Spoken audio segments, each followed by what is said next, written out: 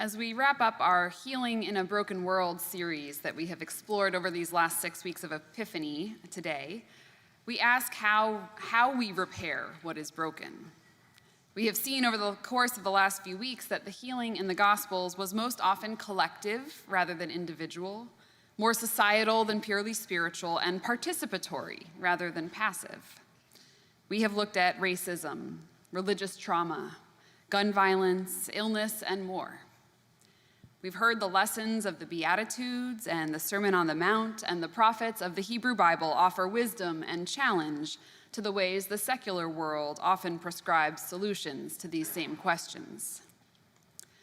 And today, our scriptures don't offer us a straightforward teaching, but rather an event to wrestle with, a moment. The Transfiguration is a dazzling moment that we often don't know what to do with. Is it a metaphor, helping us understand who Jesus is or what tradition he is following? Or is it a fact, real events that offer another example of Jesus' divine characteristics, his otherworldly abilities? Matthew offers us the word vision to understand these events. And there are, of course, multiple definitions of the word vision. Matthew might be saying that it was an experience of seeing someone or something in a dream or a trance, as a supernatural apparition. But vision can also be the ability to think about or plan for the future with imagination or wisdom.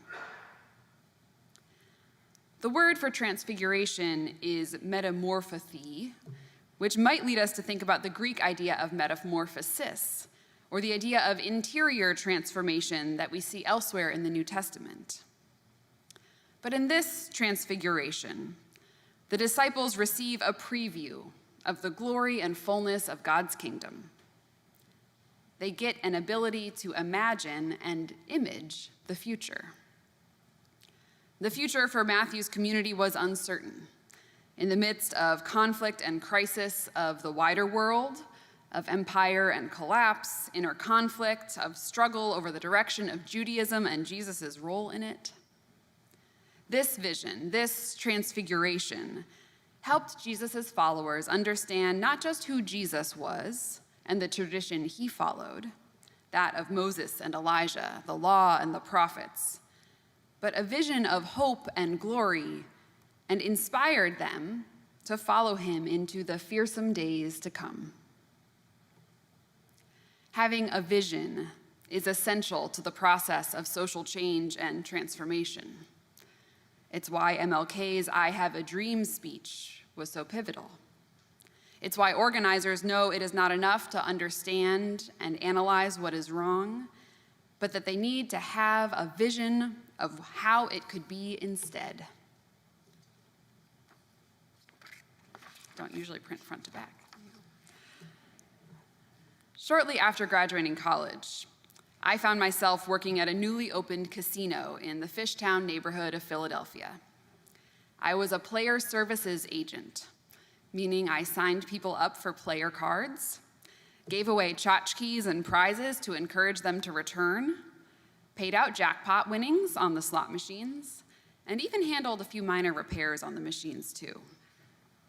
We had awful teal-blue uniforms that I describe as a cross between Star Trek and a nurse in the 1960s. Secondhand smoke permeated the casino floor, even in the non-smoking sections. It paid okay. There were decent tips. And if you stuck around long enough, you could work a decent shift compared to what you might in a restaurant or other service industry gig. And the customers were awful. Desperation and gambling addiction, alcohol, and a lack of natural light does not exactly breed decency and respect. And while my front of house position was paid decently, it was not a living wage if you had kids or other people to care for. And the back of house positions, of course, fared worse. There was a racial hierarchy in hiring, managers who had favorites, and a draconian attendance policy that was especially difficult for the many workers who relied on public transportation. Soon enough, we began organizing to form a union. Over months, we met outside of work, tried to recruit coworkers to join the cause, and slowly built the organization. When we felt we finally had enough support, we planned a day when we would go public. At 12 noon, workers across the casino would put on buttons declaring our support for unionizing and launch a petition to ask our coworkers to sign. I don't know if I've ever been as terrified in my life. Nervous sweat tickled my armpits and my stomach churned. Would we be fired on the spot or dragged in for interrogation?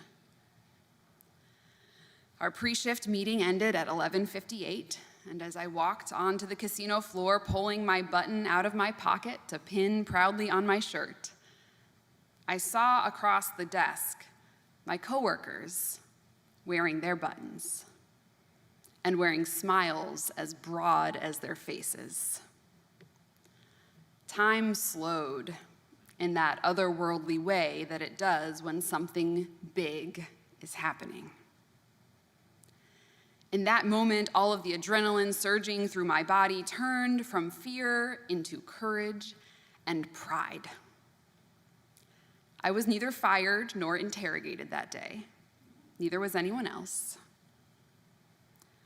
The outcome was less exciting, but perhaps harder in the long run, as the campaign turned into a slow churn over years, never gaining enough support to overcome the aggressive anti-union campaign by the company.